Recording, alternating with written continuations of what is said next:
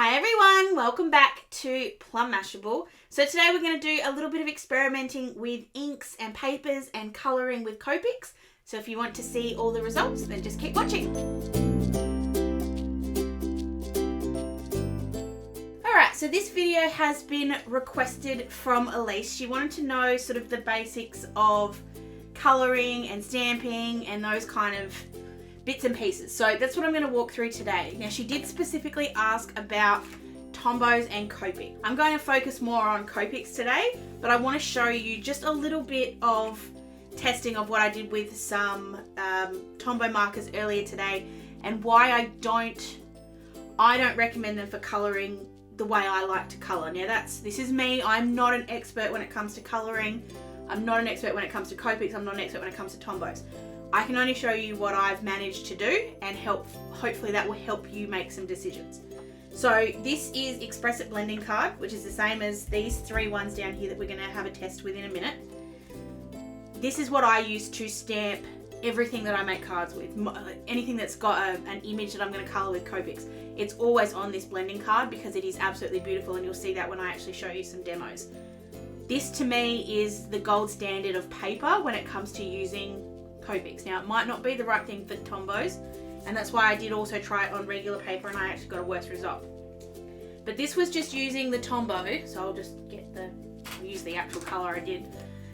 This was just using the Tombow. I put the colour down on the bottom of the cupcake and then using a blending tool, using the blending brush, I tried to pull that up to get it to blend. Now it just didn't want to do that. There is a result there. I don't think that's very good. I know I can get better than that. But it's also very pilly because I'm adding more and more liquid to this to try and get it to pull. This one I did very, very similar. I just put this down on the board first. So on my glass mat, and I picked it up and I used the blender to try and put that colour in, and I didn't get the result I wanted at all. It did fade better, but it just still wasn't quite what I wanted. And then this last one here, this one's done with a water brush pen. So done with one of these ones. So I put the colour down the same way and then pulled it up with the water brush pen. That I got a better result with. And I think that if I'm gonna colour, still not the right way to do it in putting the ink on the paper, but this is the better way to do it. I then went and played with different colours, like trying to get them to blend across tones, and that didn't really work. These three here are where I started pulling out and putting the marker down on the glass mat like I showed you, and then I would pick it up. So I'm just going to show you really quickly. I said I wasn't going to show demos of Tombows, and look what I'm doing. Sheesh. But I put it down on the glass mat and then use this to put the colour down. Now that fades a lot easier, but I can also build it a lot easier. So that's how I did this one here. This one was doing this, but I used the colourless blender to pick it up and try and put it down on the cupcake. If I'm going to use Tombows to colour or to shade, that's how I'm going to do it. But I can't get them to blend colour on colour or get darker shadows. I'm sure I could work a way out so that I could get it to work, because I can get this to work. For me though, it's just not how I know how to do it at the moment. Just as another example, this was using the same technique, so the water brush with the ink on the glass, using Memento ink as well, but on regular cardstock, and that's sort of why we got a little bit of bleed here, and that's what I'm going to show you in a minute with all the different kinds of inks. So there we go. That's a very, very, very quick kind of look into Tombows. If you want to see more detail on how to blend Tombows and how to use Tombows to make cards, let me know and I can think that through a little bit more. But for now, we're going to have a play with Copics. So Elyse in particular wanted to know how to colour Planner's Anonymous images, so I've got some of those out, but I've also got that cupcake from the Happy Birthday stamp. So what I'm going to do, I've got pieces of plain white cardboard and pieces of the Express It blending card. I'm just going to stamp out a cupcake for each kind on both kinds of paper, and then also one of the Planner's Anonymous ones. Now when it comes to your acrylic blocks and how you actually put your image onto the paper, the best advice I can, it's really hard because the acrylic blocks are the easier choice because they are easy to store, they're very small, they're easy to hold in your hand, and they're very inexpensive. A stamping platform, so that's one of these things. So it's either a Misty, you can get, there's a We Are Memory Keepers one, there's a Kaisercraft one, like there's a bunch of different kinds. This is more of an investment, but it can help bring your stamping to another level. So for me, my most annoying thing if I'm stamping, especially directly onto a card that I've been working on all day, the most frustrating thing is when I put that down and then I don't get a good impression and I can't do anything about it. The stamping tool means you never have to do that again because you can double stamp, because you're not moving your stamps. They stay on the platform here, you shut it and you stamp it. And as long as you leave the paper in the same place, so if you push it up into the corner, so like this, and stamp it down, that's always going to be in the same place. I haven't done a video on the Misty yet. I have had this now for 6 months. You guys don't see it on camera as much. If you want a video on this too, please let me know. I haven't done it because there are so many videos on the Misty on YouTube. But if you want to hear my opinion on it and see how I use it, please let me know and I'll get that video done. For today, I'm just going to use a acrylic block just because it's a little bit simpler. And I don't really mind so much if my stamps aren't correct, like put down properly. So I'm just going to go ahead and stamp these out, just the times. And then I'm also going to put down this little image of the ladybug on the flower, because that's the other one we're going to work with. So this first one here, this is VersaFine Onyx Black ink. I love it for stamping sentiments. It's fantastic for that. This is the other reason why I don't like acrylic blocks. I lose them a lot. It is a beautiful black. It's great for sentiments on cards once you've sort of got them all coloured in. But I think it bleeds. It's bled for me before, so that's what I assume is going to happen now. But we will see. So I'm just going to wipe this off before, like between stamping, so that I make sure I kind of get this at least a little bit fair. This is Distress Oxide in Black Soot. I've never actually stamped black with this before, so I don't know what I'm going to get. We'll soon find out. But this is a water reactive ink, so I don't anticipate it doing particularly well. And then of course we've got the old favourite, the Memento Tuxedo Black, which I know doesn't bleed, I know it gives me great results, but I want to be able to show you that as well. So I'm just going to go ahead and stamp these out also with the Planners Anonymous stamp, and I'll be right back. Alright, so all stamped out. What I can tell you just by looking at what I've got here, the VersaFine is definitely the darkest black, the Distress Oxide is definitely the lightest, and Memento somewhere in between. I get a much cleaner impression on the Express It blending card because it's a little bit more slick, whereas I get a little bit more seepage going into here. So I'm just going to write just in the corners just so I know which one each one is, so I don't get them mixed up. So that's the VersaFine, that's the Distress, and that's the Memento. Alright. So I'm going to get one of my favourite blending combinations, which is when it comes to reds. I love reds. So I've got R46 and R29, two of my favourite reds. And I'm just going to show you blending on the blending card first, because I know that's going to work. Now when it comes to Copic blending, I'm going to say this one more time. I am not an expert. I have taught myself by watching YouTube videos and sort of just experimenting. The best advice I can give is experiment yourself. Great, if you don't have to get Copics either, you just need an alcohol marker. I know I started off with the Aldi markers and they are fine. I also did a lot of this information in my markers review that I did back in December, which I'll link down below, so maybe that's a good one to go and check out in addition to this one if you haven't already. But you can get alcohol markers from Aldi. They're the very basic kind of starter kit. There's also some now from Kaisercraft do a alcohol marker, which I haven't tried and I don't think I will, only because I'm really happy with my Copics. I think Riot Art and Craft have some, and then I know Tombow have now done an alcohol marker. So there are lots of different places to get alcohol markers. Copics aren't the be all and end all, but in my opinion Copics are the best of the bunch, and I think that's an industry standard kind of thing. So I like to blend darkest to lightest. Other people I have seen blend lightest to darkest. They'll put the light one down first and then they'll blend into the dark. I like to put the dark down first and blend it out. My opinion. I don't know if that's right, but that's sort of the way I like to do it. So I'm putting the dark marker down first. I use the brush tip end because I'm more comfortable with it. And I'm using this to kind of help me add in some definition to the cupcake as well, so it just doesn't look flat. I'm actually going to pull in one more marker as my light tone. So I'm going to move to R35. I'm just going to double check the colours. Yeah, right. So that's going to be the light one. So the darkest one was R46, R29, and then R35 is going to come in the middle. So I'm going to blend over the top. So I'm moving from the ink that's already there and pushing it up to blend it. So you're putting another layer of ink over the top, and that will help blend them together. And then you can kind of come in over the top, and you can very subtly, it's a very subtle look, you can see where I put that original darkness, those sort of hues, and then we'll come in with the R35, so it's the light one, and do the same thing again. This is where you can see a much better kind of contrast between the two. So you see that one's a lot lighter. I can come in and I can push this around.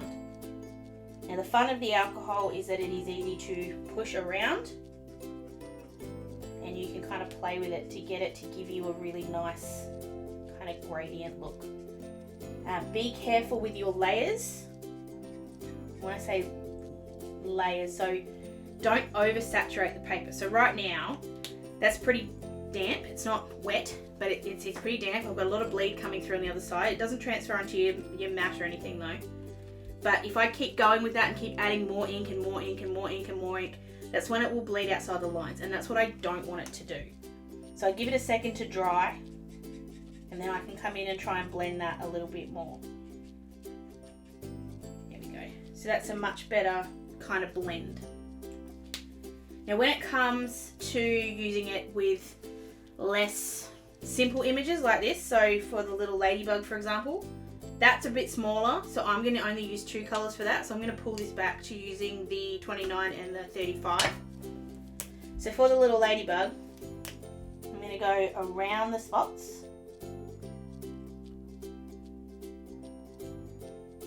And then, I'm not being particularly neat with it because it's not a particularly neat image, so it doesn't need to be 100% perfect. And then I'd work out, okay, where's the sun coming from? The sun's coming from here in my head. So I just put a little bit of extra darkness on the bottom, and then we can add some lightness on the top.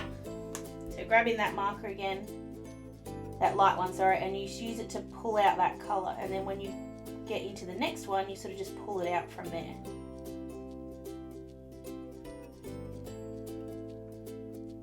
Oops. Now if you go outside the lines, which I do a lot, I'll show you a little trick in a second. So I'm just going over that colour and just making sure that it's sort of blended all together and looks sort of smooth. If you go outside the lines, if you've only just gone outside the lines like I have, if you get yourself a colourless blender, which seems like the most useless thing when you get it, but it's really good for pushing colours back in. So if I just run that along, it's not going to erase it. It's not a whiteout pen, but it will push that colour back where I want it, so it makes it a little bit less obvious. Right now while it's wet it'll still look a bit funny, but when that dries we'll have a look at it in a minute. So that's using the VersaFine ink, and that hasn't bled at all, which I'm surprised. I thought that would. I really thought that would bleed, so I'm rather impressed by that. So I'm going to go ahead really quickly and do the exact same thing in the exact same way as I did for these ones for this one. This is obviously with the plain white cardstock, so it's not going, I don't think it'll perform as nicely, but I thought I'd show you. So I'm just going to go ahead and do that, and I'll be right back.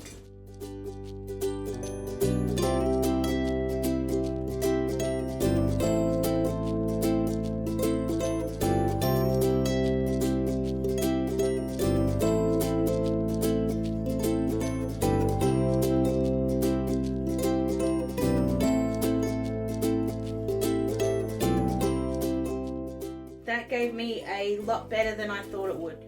Side by side, if I'm looking at them, I actually can't tell the difference. Maybe my colouring's got better, or at least I know how to do it now. I'm impressed. I'm impressed with the cardstock. I'm impressed with the ink. That's exactly what I wanted, and that looks fantastic. Either of them look good. This one's probably just a teensy little bit better. It's just a little bit softer, the gradient, but I think I could work this one a bit more and probably get it to do what I wanted it to do without too much of a problem. Colour me happy. I now know that I can do this on regular cardstock. Like, I love my Express-It, I'm not coming away from it, but it gives very similar results. So I'm going to do the same thing with the other two. I'm just going to colour them the exact same way so that you guys can see all four of them side by side, and I'll be right back and we'll discuss everything.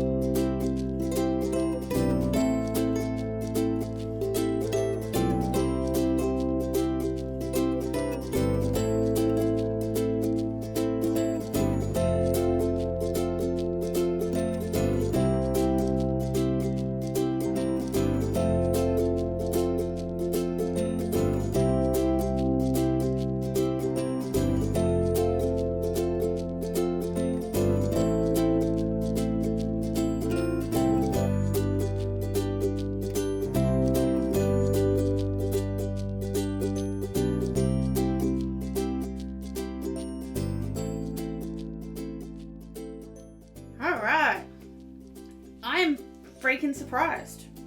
I didn't expect that. I've always, and maybe it's because I haven't played, I know Memento works, and so I stay with Memento because I know it does, but I haven't got any bleed from my Distress Oxide or my VersaFine. What I do want to try very, very quickly is just, so I let these dry a fair time, like a fair while, not a long time, but long enough. So I just want to try a stamped image that has just been stamped and just see. Still not. There's a bit of bleed. And I did deliberately go out of the line down here just to see what it would do. Now if I get, there we go, that's sort of what I expected. So now if you have a look at that bit where I've gone way over the line, it is bleeding out with the alcohol. Whereas if I do that with the Memento, and it actually may have something to do with just using it on that paper. So I'm having a look at it on there, and I'm just gonna. This is technically using the actually. I just want to see what it does. You guys have got me all intrigued. Okay, so I think that's. Whoops, gone through. That bleed there has got more to do with the paper than it does for the ink. I think all of the inks, honestly, are fine. I haven't got, there's no bleeding happening. And if you're just starting out and you're trying to decide what you want to buy, because having all the different inks does cost you a bit of money. I'm pretty sure this one was 20 bucks and this one was 20 bucks and this one's 10 bucks. So they all add up. So if you can just do it with one, why not? I guess I'd lean towards the Distress Oxide because you can then use it for inking as well. I'm still going to stamp with my Memento though. I think I'm rusted on enough that this is where I go. It gave me a really good, and actually even looking at that on that cardboard, even that's blending, even that's bleeding just a little bit. But I'm honestly surprised. I thought that this would all be I thought these would be a mess, honestly. I thought these would be my only good ones. They work on all of them. I still think the Distress Oxide on the... I still think that the blending card gives me a better overall result than than the regular cardboard, but in a pinch, I think this would work fine. I do want to very quickly just do something a little bit more complex, or just color in something that's a little bit more than just the cupcakes, so I can give you a bit of a coloring lesson just in general. But yeah, again, I'm gonna say it one more time, I'm not an expert. I haven't been coloring particularly long. I'm sure someone will tell me, hey, you're actually doing it all wrong. But this is how I've been doing it, and it works reasonably well for me, so I'm gonna stick to it. So we'll stamp the little cupcake or little cake out. Now I'm gonna do this cake in mint, so I'm just gonna grab, I've got B13, B34, and now I'll just do a 2-color cake. So B13 will be a little bit darker, and I do this a lot with any of my markers. I'll stick them out on the side of the paper just to double check that my colors are right. Actually, I'm gonna put 34 back and just get 11 in. It just gives it's a much lighter mint, and it works better with the 13. So I'm starting off at the top. I'd work out where my light source is coming from. So I'm going to say the light's coming from over here. So I'm going to put all my shadows on the left hand side. So I'm putting them on just the left hand side of the candles to start with, because I know there'd be a shadow there. But then to kind of make it look round, I'm also just adding a little bit on the edges and just a teensy little bit at the back. And then we go in with 11. We start in the BG13, so in the dark area, and pull it into where there's no colour.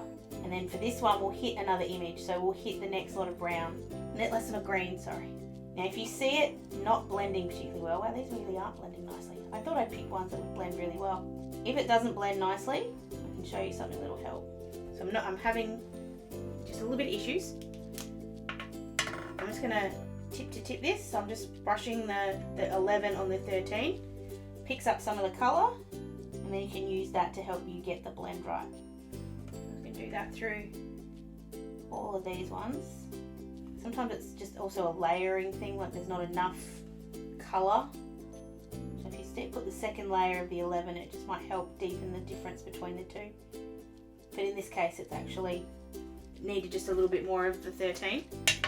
And then for the actual cake itself, I'm putting a little bit of the 13 along that line, and then down the side of both, so both bits of the cake, and then underneath the little decorations. I'm just going to leave the lid off because I may still need it to help me blend these together. If you're working with little images, just work in little sections at a time, because this one's pretty, it's not tiny, but it's not huge. It's okay to kind of do it all at the same time, but if you're working with a big image, just do a little bit at a time and then blend them together. So I'm just getting a little bit of that 13, just using it to try and get that colour to come together. I think this is my favourite part about the alcohol markers too. You can be a bit messy because the smoothness of the pen, or the smoothness of the ink, or the alcohol I guess, will smooth over your poor colouring. So if you're not particularly neat and you're just sort of smacking the colour on, that's okay. This will hide a little bit of that. There we go. So then for the bottom of the cake, we have to do a chocolate cake, don't we? So I've got E27 and E25. 27 is the dark one. Just putting that underneath the icing, just as a bit of a shadow. And then on the sides, try and round it. And then I know these two blend together really nicely, so I'm just going to put the 25 down and pull that colour. And then once we've got that on, that's when you can kind of come into these little small bits and pull down a little bit. And I've got a little bit on that green, which is okay. So I can use the green to come back in and push that brown down a little bit.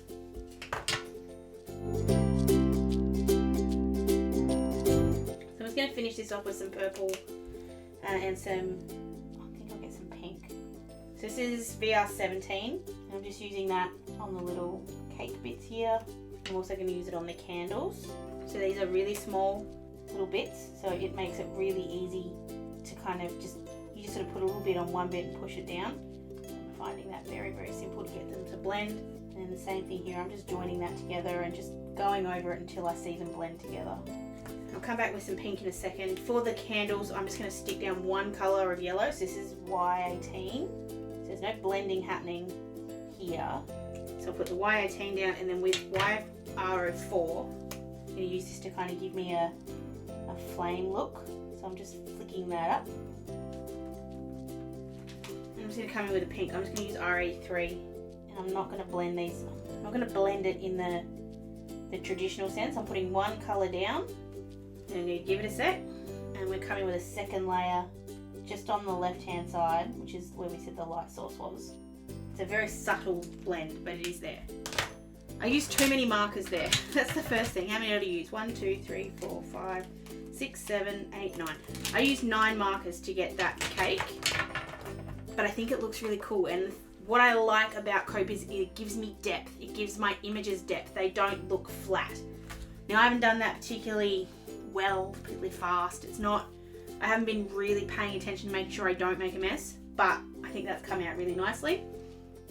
My fun way of adding a little bit of extra to this is adding some white gel pen, which adds highlights. So same thing, we've said that the shadows are on the left, so we'd say that the highlights are on the right. So I just put a little bit of white gel pen just there, and then another one to kind of make it look round. So it's kind of giving you a bit of a, you've got some highlight on there as well as some darkness. So Elyse, I hope that helps. I hope that's sort of what you were looking for. If it's not, please let me know. And if you guys want to see more videos that are a bit more in-depth with stamping and colouring, like I said, I'm not an expert. There are plenty of people who are experts. I'm still on the learning train, but if you want to learn along with me, come along and join the fun. Now, this is just a side note. None of these are any good for stamping or colouring in your planners. If you are a planner person, none of these are going to help you. Copic's going to bleed straight through your page, so will the Tombows, and most of these inks will too. If you are interested in stamping in your planner and using stamps in your planner, highly suggest going and checking out Denise from Luscious Labels' channel. If it's not up already, it won't be far away. She's doing a video about stamping in your planner, and it's going to be brilliant. So if you want to learn all about stamping in your planner and what inks to use and how to do it and all those kind of things, head over there and check it out. I'll link it down below when it is up, but I'll also link her channel down below and you can check it out. So if you are interested in Copic collections and then colouring videos, Dawn Lewis, who I get all my Copics from, she's recently started a Copic subscription box. It's a really cool way to start or build your collection, and also to learn some techniques for actually using them. I'll be doing a review of the box very, very soon. It's on its way to me, so keep your eyes peeled for that next week. If you have a video suggestion for me, if there's something you want to see, something that you've seen me do or you've heard about and you want someone to give it a try, you guys know I love to experiment. Hello. Please let me know. You can leave it down below, or you can find me on any of my social medias. Thank you again to Elyse for giving me this awesome idea. I hope it is what you wanted. Like I said, if it's not, let me know and I'll fix it. Hope you guys have an absolutely awesome rest of your day, and I'll catch you again in my next video. Sending lots of huggles. Bye!